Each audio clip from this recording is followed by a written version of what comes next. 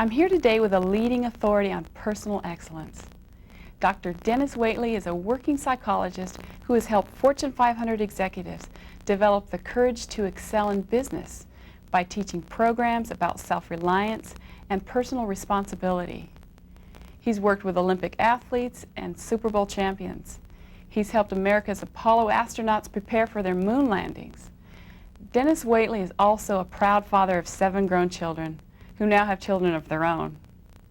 Welcome, Dr. Waitley. How do you define self-esteem? I think self-esteem is the most misunderstood term in the world. You know, in California, Doonesbury calls it, you know, the worst kind of thing. The I love myself, I hold my hand when I go to the show, I think I'm grand. You know, that kind of thing. Mm-hmm. Self-esteem is the single most important human quality, in my opinion. It's the deep down inside the skin feeling of your own worth, regardless of anything you've done so far. And many people think self-esteem is a high five, in your face, a little arena mentality.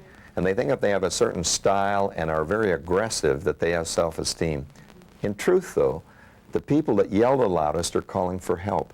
And the people that are most desperate for attention are calling for help because they so lightly value themselves that they're always clowning, always asserting, always pushing to the front of the line. So the very thing that kids look to as being self-esteem is probably a leaky self-esteem that constantly needs pumping up.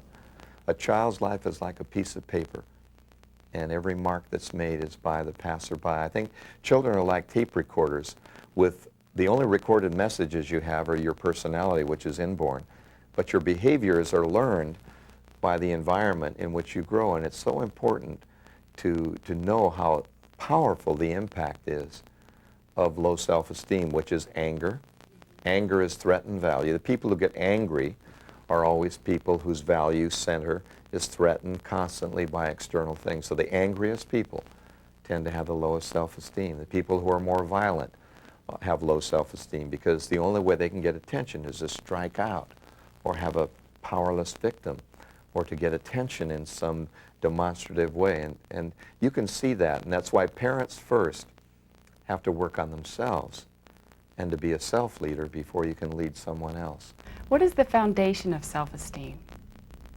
I think the foundation is unconditional love. If you feel there's somebody that's there for you all the time, rain or shine, good or bad, true or false, I'm always there for you. So you can never make self-esteem and love conditional. Mommy doesn't like you when you act like that. Daddy doesn't like crybabies. The worst thing you can ever do is make love conditional on behavior. Self-esteem is based on non-conditional, unconditional, total love, period. What fundamental steps do parents need to take to teach children self-esteem? Well, I'll tell you, it's so important to the last 15 minutes of every day and the first 15 minutes of every day are called the sign off and sign on time. So I think, you know, one thing I did with my kids is go in to their bedroom, which I knew I had their attention. I turned the radio off and got rid of their earphones and sent the animals out and turned the TV off and tucked the covers up under the bed, and that way it was a straitjacket. You know, they couldn't escape. And I could sit on their bed and look them in the eye and say, you know, I've been watching you, and I want you to know there's some things about you that I really like, and there's some things about you that you've been doing. And let me tell you specifically, now that's why it's so important. You don't want to say, you're the greatest kid that God ever made, because then they don't believe you. Right. But you can say there are some things that you've done and that you're doing that I want to point out specifically. Constant reinforcing piggy bank deposits. I think the most important thing parents can do is to love their children unconditionally and to give them roots of early feelings of worth and wings of early competency and responsibility so they can learn to fly from home as independent adults. But most parents treat self-esteem as something that's stylish. If you look a certain way and assert yourself a certain way, you got ego. Self-esteem is not ego at all. What effect do children's peers have on their self-esteem? Wow, everything. You know, I have an acronym for peers. People exhibiting erroneous rituals and styles, peers. It's a funny thing that, you want to belong even if it's wrong. When you look at the greatest fear of all, there's the fear of loneliness, the fear of being left out, the fear of being laughed at. So being left out and laughed at are the greatest fears of all.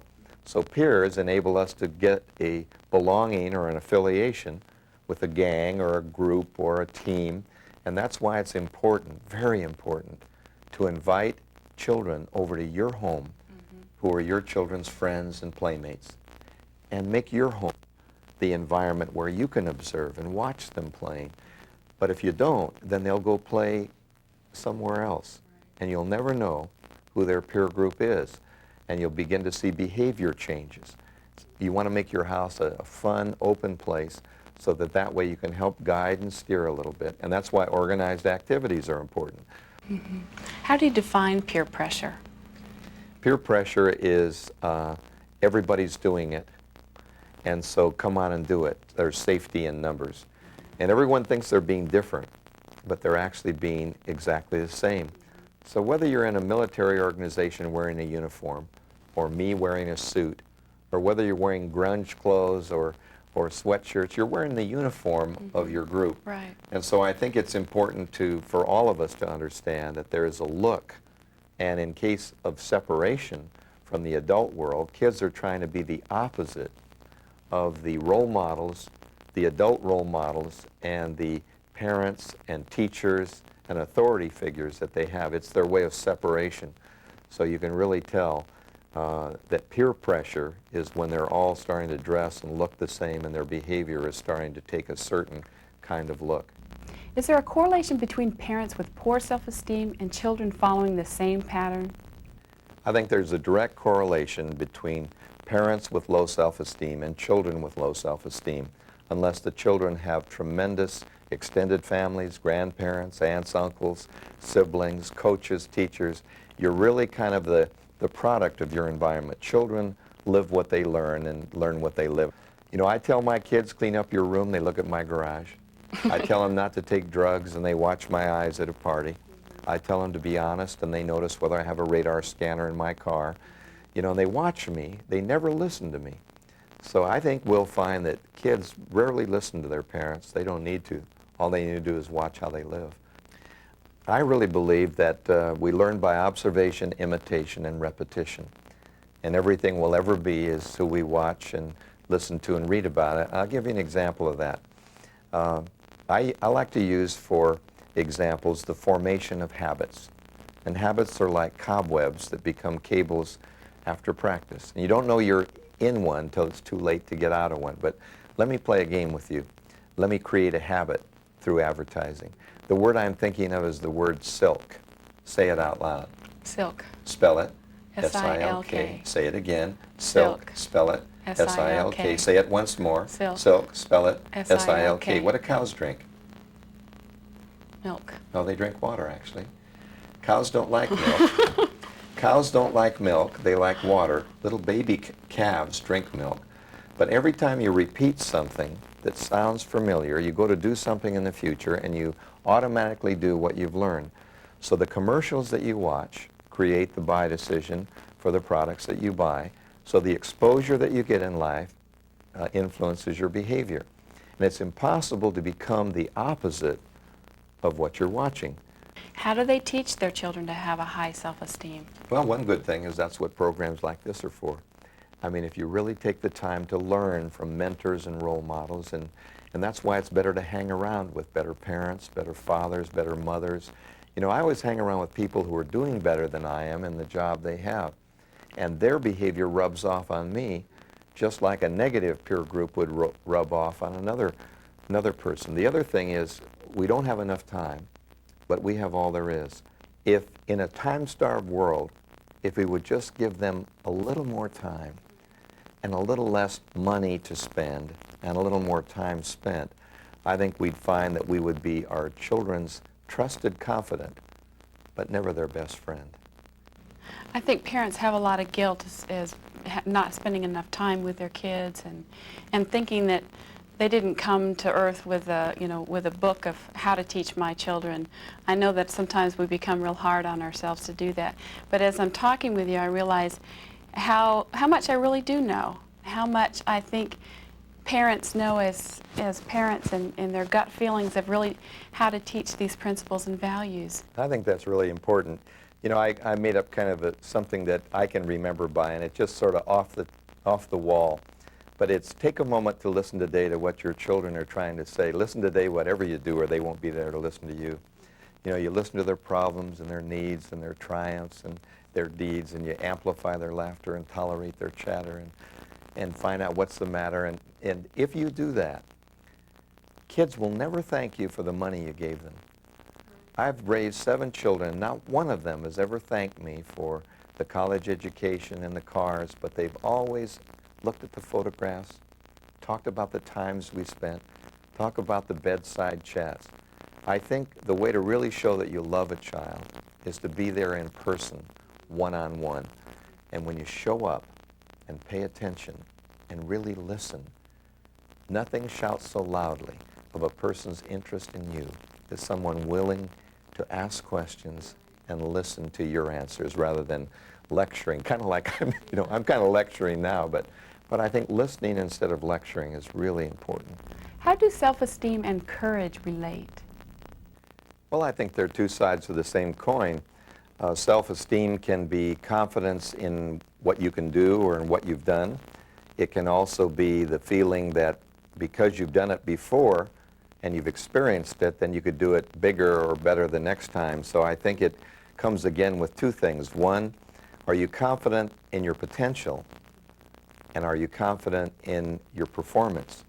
And courage gives you the experience to be confident in your performance. And I think one of the most important things is to teach competency, because competency, self-control, knowledge and responsibility, tying one's shoe, putting your own toys away, doing things for yourself and the family, creates in you a belief in control of your environment.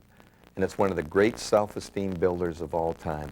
You can't go into a ghetto and say, come on, be a winner, be a champ.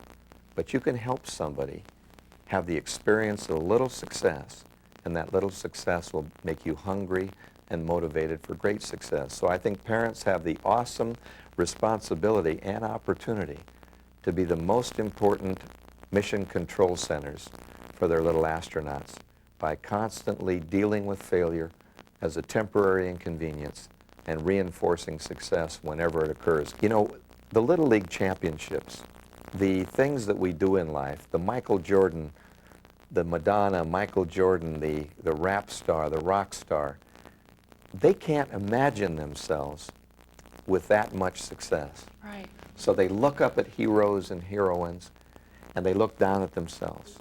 And they say, what little I have can't possibly ever be any good. So success in life comes few and far between.